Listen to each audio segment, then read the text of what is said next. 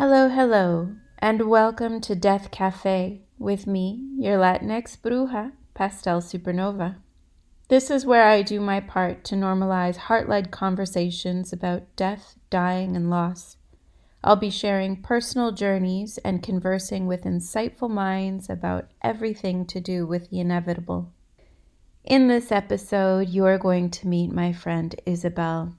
Isabel shares her story about moving from Venezuela to Canada and what it was like for her when she had to grieve in a new country with different traditions and different modes of expression. We talk about Latinx traditions of sorrow and also the very important lessons she's learned from her cats. Hey. Hello. I was just saying how 2024 was a year full of energy, Mm-hmm. just like a whirlwind. Yeah. But it's so interesting how the perception of time now, it's everything feels like, the days, the years are passing a little bit faster almost. I don't know if you feel this too. I do have a practice to actively slow that down. Yeah. Yeah, I think that's important because some days pass very fast. Yeah. Then when you become aware of it, then you can slow it down. Yeah. You take in the moments differently. I noticed that feeling for the first time in a while recently, and I was like, oh, I must have let go of the practice without noticing. For sure. And then whenever things feel like a whirlwind, you stop and you kind of go back into that, I don't know, meditative, whatever you do to kind of zhuzh yourself back. Then you kind of come back to it and you're like, okay, no, I can. It doesn't have to be that fast. No, no, It no. can be slow. It can be slower. Recalibrate. Recalibrate for sure. I find the presence of felines helps with recalibration 100%. because they live this life of, it's not that fast. They can go fast, but they choose not to.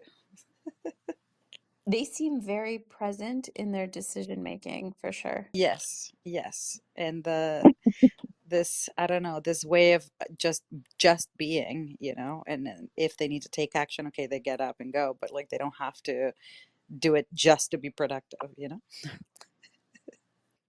Yeah, mostly it's just for pleasure. Yes. I think that's it. I think that's the part that I like the most. Telepathy. Yeah, it almost feels that way. And it's so interesting because we experience that, like Blair and I, my partner and I experience that as well Mm-hmm. when we are like with each other or far away from each other happens to us where we will connect mentally and it's quite accurate. So maybe the fact that the cats and like us, we're all so connected, I guess our telepathy is a little bit more heightened in the house and it's pretty spooky sometimes. Yeah, yeah, it's in full practice. Yeah, it's definitely happening. And for sure, my dreamscape is um, changing, I find. That's exciting. Yeah, it's a lot more vivid um, these days. So that I somehow link one thing with the other, the telepathy thing with the dream I connections. would, because then there's astral projection and visiting each other in dreamscape. It's liminal space. It's a Mm-hmm.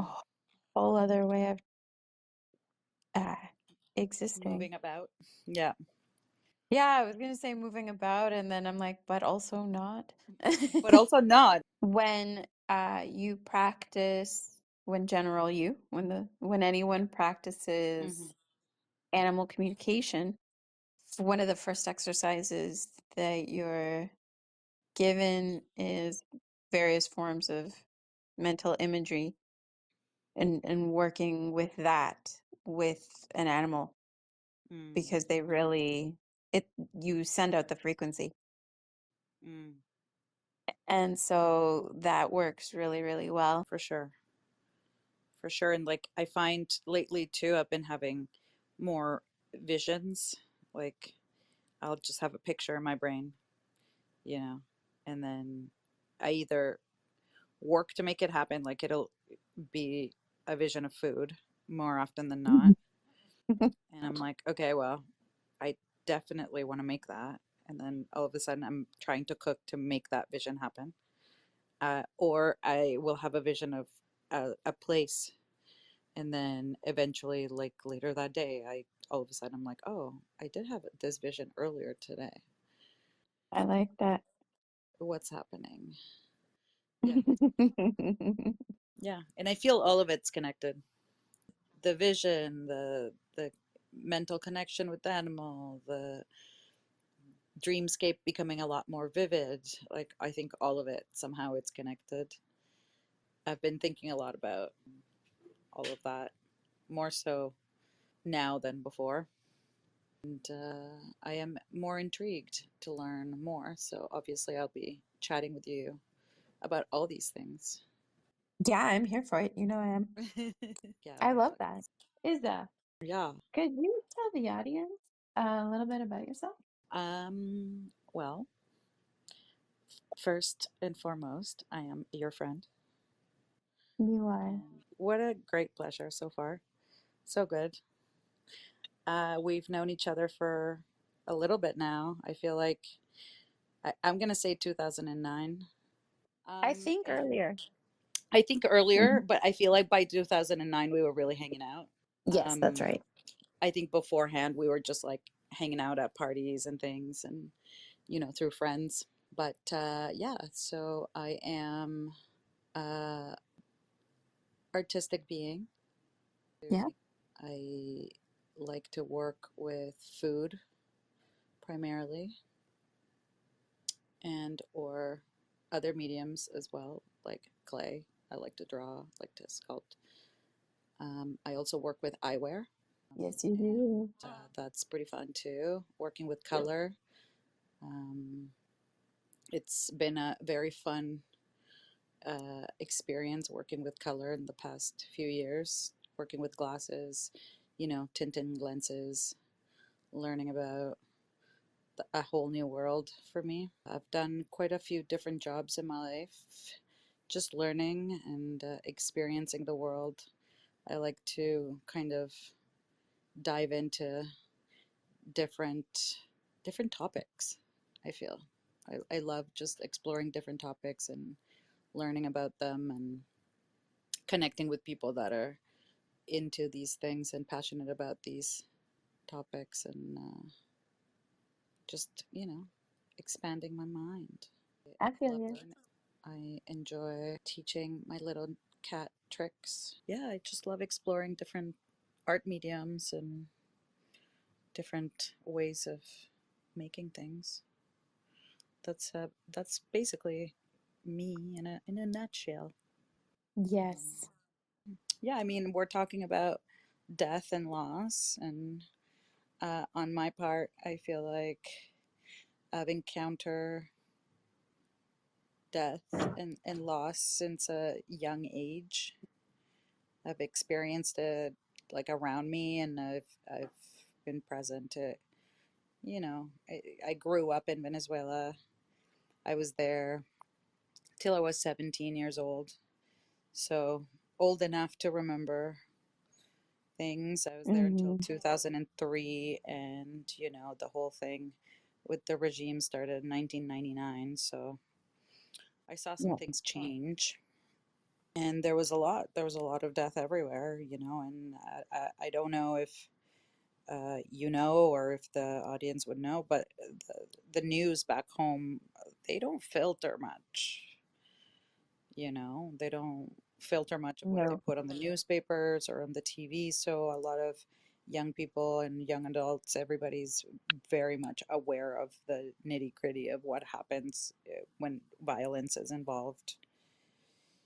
And so we're all kind of exposed to death pretty early. And I feel like that kind of changes, the ways that we grieve, Oh, grieve, yeah. and the ways that we process it all. I lost my grandmother to when I was pretty young. I lost my grandpa too when I was very young, and these were moments to kind of watch our family also processing death. Were they close by? Did they live with you or were they?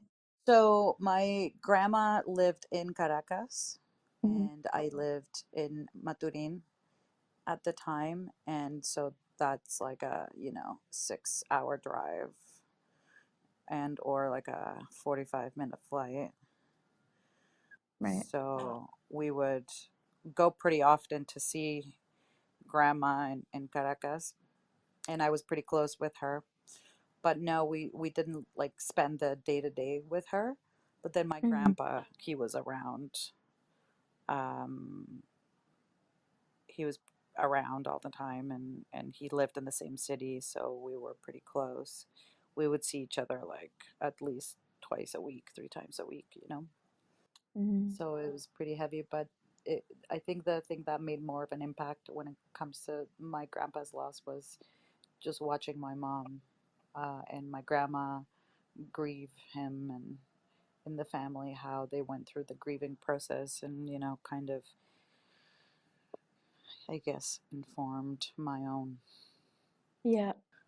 Some people hide from it, some people don't want to confront it, but I don't feel like that necessarily happened in my case. I think from early on, family always talks about family even if they're not around, and what we remember about them and stories about them. And so we kind of keep them around type thing. I don't know if Mhm. that makes sense, but That's what my mom did. yeah, and like always have an altar for people and have their photos, and bring them a glass of water maybe, and like make sure the glass of water is full, and sometimes bring them a coffee in the morning, things like that. Like not every day, but it's something like an offer, like an ofrenda, like to honor them, and to say, I remember you.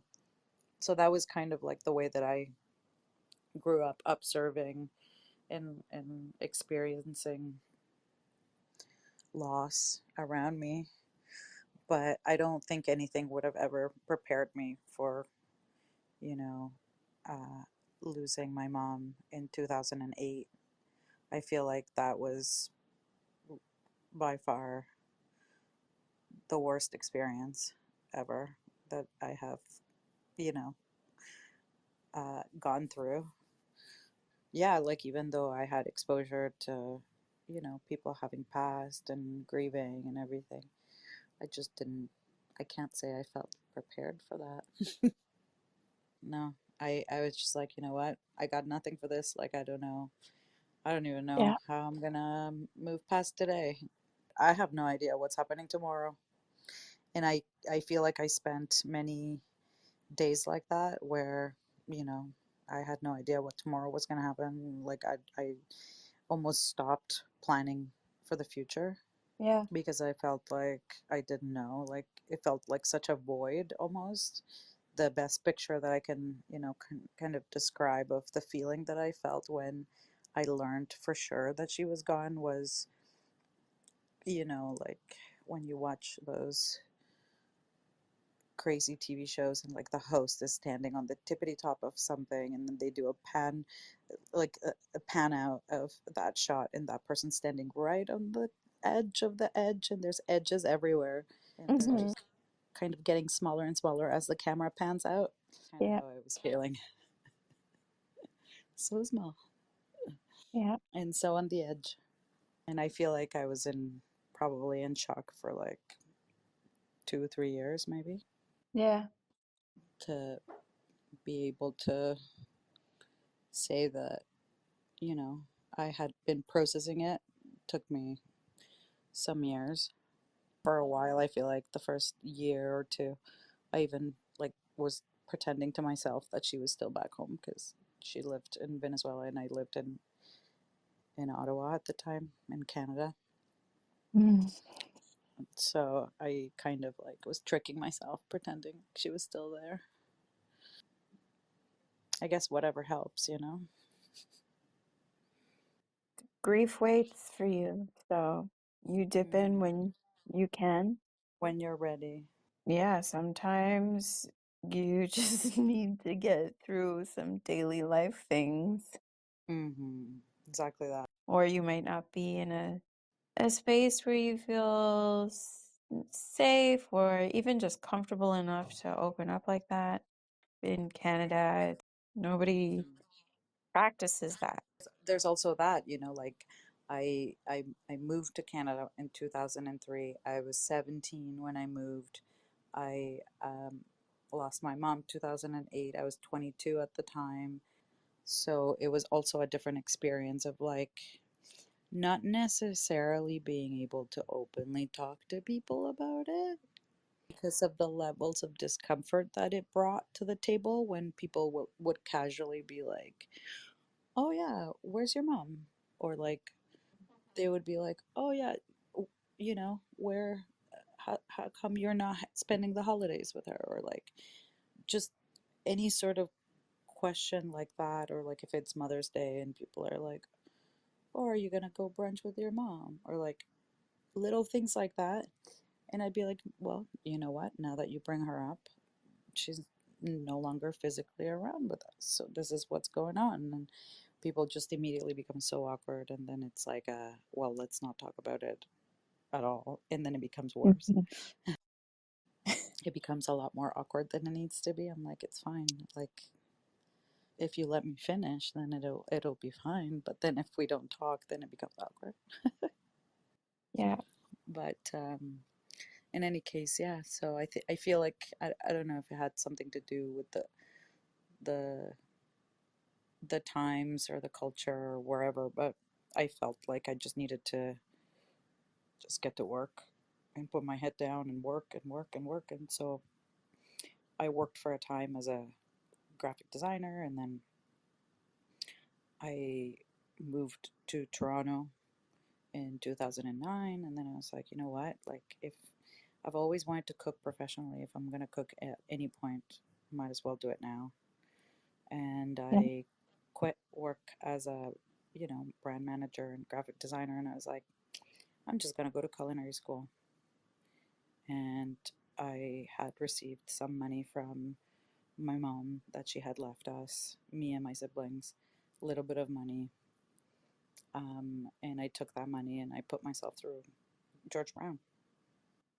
And I Hmm. was like, I'm just going to do that and put all of this energy that I have all pent up inside into cooking and learning all the techniques and all the things that I've always wanted to. So I went and did it. I did 2 years at George Brown and I did that. And I feel like that definitely helped me take a step forward, even though I wasn't necessarily fully grieving my loss yet.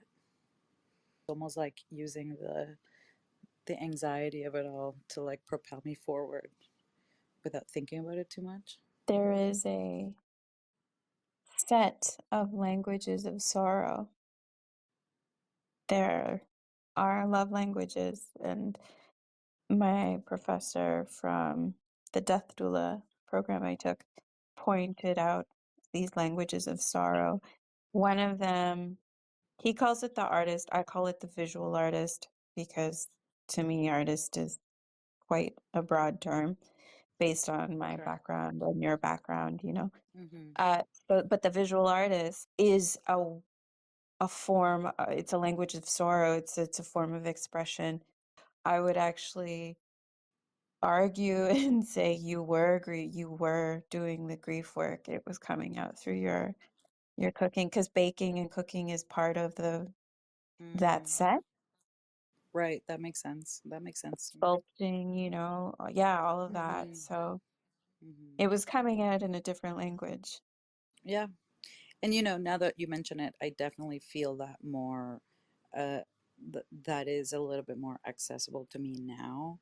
So now at this time, after all these years have passed, I feel like whenever I feel a certain way, and I'm just like, I'm just gonna grab the pen and the paper and see what comes out. Hmm. I'm actually like taking it, or I'll go, you know what? I'm so angry. I'm gonna just make this dish, and then I'll cook, and I'll be so angry, and sometimes I'll be like so upset, and that's sometimes when it comes out the best. Yeah, yeah. Like what I'm making, Hmm. and I'm just like, because all that passion, all that anger, all that uh, grief was like almost like transmuted into something else. When I'm done, I feel better. Yeah. And then somehow when I'm done, I'm like, you know what? Even though these feelings were a certain way, I feel now that what I have in the end is it's just different. I don't feel that way anymore. You said it. You transmuted the energy. You made magic. Yeah, and I hadn't noticed how accessible that was to me until 2024. So I feel like while the grieving felt almost impossible at one point, the grieving of my mom felt almost like so impossible. I feel like at one point I realized it's not something to get better of, or like get rid of, or heal per se, but it's also, but it's more something to like learn to hold on to, or like learn to carry, or something like that, like more like accepting that it's not something that I'm ever going to get rid of, because I feel like for a time Mhm. that's where the struggle was. It was like, I'll never be able to get over this, but now I'm like, oh, I'll never be able to get over this, and that's okay. Yeah, yeah, yeah. You know, it's kind of like accepting it felt better than resisting it, which makes sense now, but at the time I'm like, what's happening? Yeah, there are levels to accepting something like that. The bomb drops, you have to deal with that part first. Yeah. Yeah. And then get yourself out of, the danger zone. Then there's the dust. And like, are you even going in the right direction? What is direction? What's left? Yeah. And then the And exhaustion. There's so many yeah, things. There's so much, but totally. there's a woman, Dr. Lois Tonkin. She described grief and loss as imagine an egg yolk Okay. inside a hard-boiled egg, Okay. and the egg yolk is the grief and loss, and the white part of the hard-boiled egg is you. Okay. And so it takes up this huge part of you. And over time, the egg yolk stays the same, but with work, you can get bigger so that it's always going to take up the same amount of huge space, but there are parts of you that are going to expand and grow if you allow it to happen. And that helps you carry the load. For sure. And it's pretty crazy. It's like when you think, like, okay, well, I'm doing some work, and I'm like grieving, and I see it, and you know, it's a heavy thing, and then all of a sudden you have to deal with it in different ways in life as well, right? And then, you know, in I believe it was 2000, at the end of 2003, 2023, sorry. My grandma, my mom's mom, passed, Mm, and she was gonna be 100. wow. She because no, wait, she passed in, yes, at the end of 2023, or at the beginning of 2024. I don't know. I have a hard time with dates because it's too close to the loss, and I sometimes I feel like I almost like black out about it. Yeah. Um, but she would have been 100 this year. She passed when she was gonna turn 99. So So she lived a long life and she outlived her own daughter, my mom, when I felt like my mom passed, and then I felt like my grandma passed. Like I just felt it Yeah, in my body. I was like, whoa, something feels different. I definitely felt that with my mom. I got like a Yeah. pang through my Yeah, gut. like almost like I, whoa, something feels strange. Like, did something turn off? Or like, what's happening? Like, almost like, like a system detecting that a piece is missing Yeah, or something. yeah. I felt an alarm. Yeah, like, system, like alarm, like section Yeah, type I thing. remember I turned around. I was walking with someone outside. And I just turned to her and I was like, I gotta go. It just felt so, what's the word? Imminent Yeah. when I found out about my grandma passing. Also, it just felt like so huge, like so, like the gravity of it hit me right Mm. away because it was so huge. It was like what felt like, one of my last connections to my mom. Overall, grief and loss, and it's been very present just throughout my life.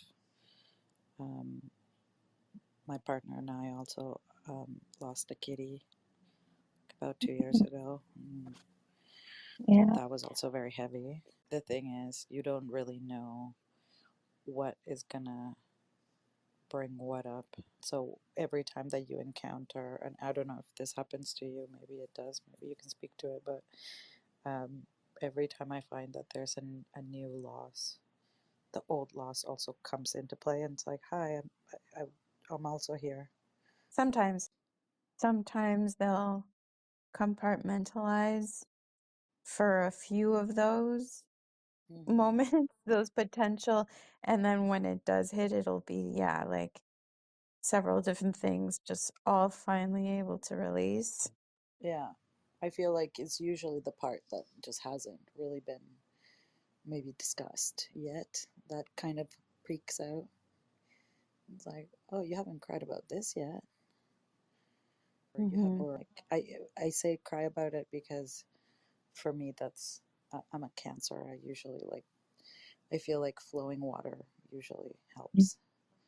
Yeah, with that said, though, lately I've been having a different, almost like a different thought about death, where we are just moving on to a different plane of sorts, Yeah, like a different dimension of sorts. If we think about telepathy and like, communication through dreams and um, things like that, then it almost feels easier to think that when we move on from this reality, that maybe we move on to a different one instead of just not going anywhere, yeah. which before I was kind of unsure about, what do I think about this, like where do people go. Mm. And I kind of felt sometimes that people just didn't go anywhere, it was just over and that's it. Oh, wow. Lately, as of say the last 10 years, I'm thinking more that it's more of a different plane of existence. And in throughout my life, I've also thought about other lives, right, and Yeah, reincarnation and all. But I think after the shock of losing my mom, my beliefs and whatnot kind of got rocked. And then right. I just was like a little bit fritz about where do we go, what's happening.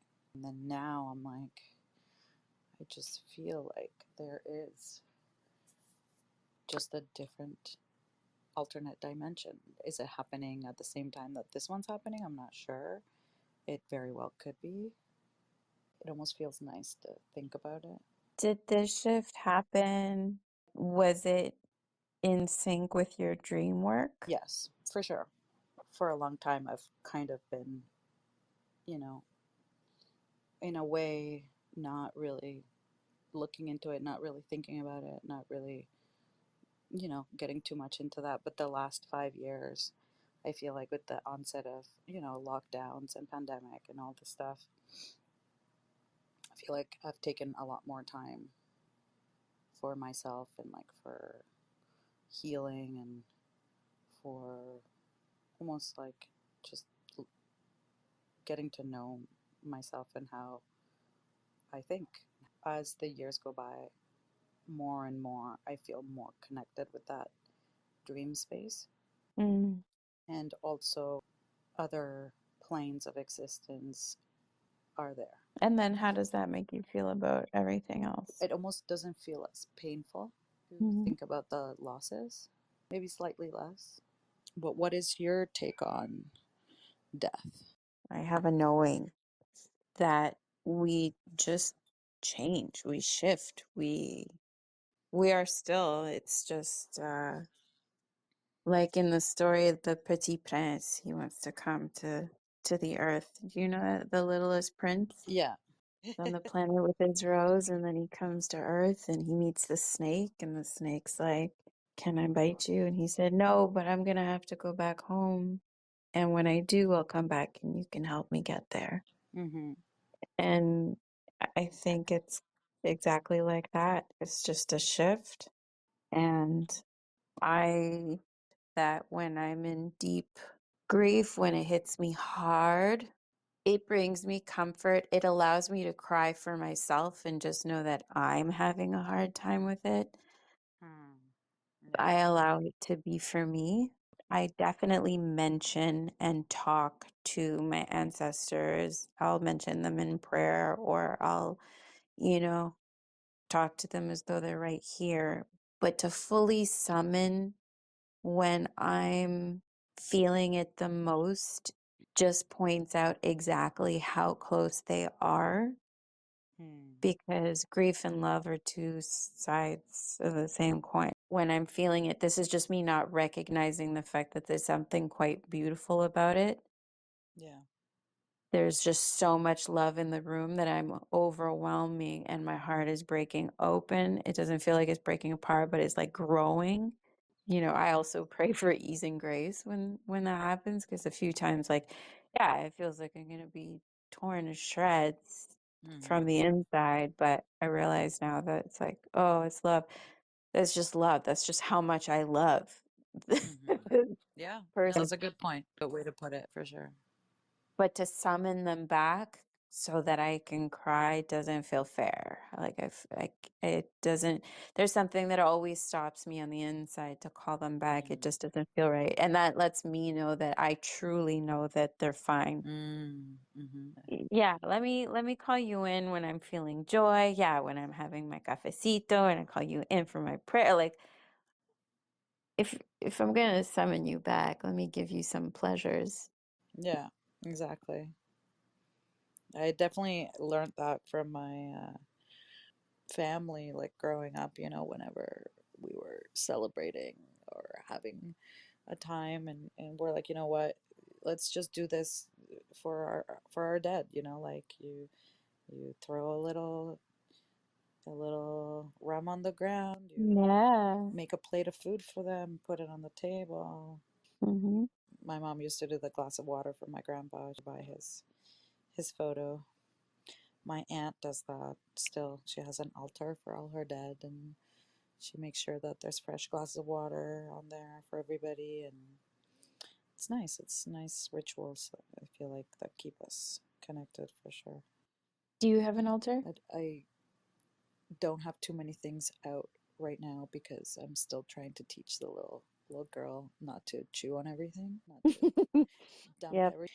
I do keep my mom present, and parts of my house, and at work as well, and also we do have a little altar for the ashes of our little cat that passed, and so we maybe have, I don't have one altar, but I maybe have little altars all over the place. Yeah, yeah. And my favorite thing is usually to light an incense, maybe smoke a joint, Hmm. think about my people, just like what we would be doing or what they like to eat, usually around food. How old was your mom when she passed? Not even 60. Yeah, no, she was 51, pretty young. Young. Even though she always said she was 39, like Yeah. I remember she was 38 and she turned 39 and she was like, "Well, now this is going to be my age forever. And we were like, okay. And we kind of all accepted that. It was a pretty funny thing when we finally, the three of us, my siblings and I, kind of chuckled about it when we saw her ID. And my sister laughed and she was like, oh my God, how is it that we never knew? But it's not like we didn't know. We knew when she was born. Is Yeah, like yeah. that we never actually sat there to do some math to what she was telling us. She was just telling us what it was, and we just accepted it. Like, who are we to say otherwise? Honestly. At the end of it all, looking at her IDs and stuff, we just chuckled. We just laughed. We had a laugh. 39 for life. And that's interesting because 2025, I turned 39. Yeah. How does So that feel? it's weird. It's interesting. It's strange because, in my mind, I still feel so young, you know. You are. I guess what I'm saying with this is like I feel more like we can do so much at any age that it does age doesn't really spook me that much. Hmm. A new exoskeleton is being left behind. So we can say that all this vulnerable lesson learning growth thing is really you molting like a spider. Totally. Yeah, for sure. I'm open. I'm into it. But yeah, I think with all this said, I feel like now at this particular time, I don't necessarily feel as spooked by death as I did a few years back. Okay. It's a little bit freeing. Yeah. Yeah, it Yeah. is. Just like try to live and try to expand and try to connect, experience as much as possible. That's kind of how I feel. I'm like, I'm a pleasure type being, kind of like a cat. I guess that's why I like cats so much. The way you say it really makes me feel just true peace with the moment. Mm. That's slowing down time 101. Yeah. And I'm also open to exploring, these ideas of past lives and whatnot a little bit more. I remember I told you the story of, when my mom revealed Hmm. to me that she had her tobacco and her cards read, and they had said that her and her kids were related in past lives already, Hmm. and not just one life, but a couple of lives. Yeah. And we just were related to each other differently. And at the time I was like, okay, yeah, that was the story she told me. But then now I'm like, that just feels more like a thing that happened that she told me. Hmm. Like my brother was my mom's dad. You know, Hmm. like it just weird, different ways of relating to each other. But somehow my sister and I were sisters, and Oh. that's why like our relationship feels like old. Our relationship feels like we've been bickering for a lot longer. You know what I'm saying?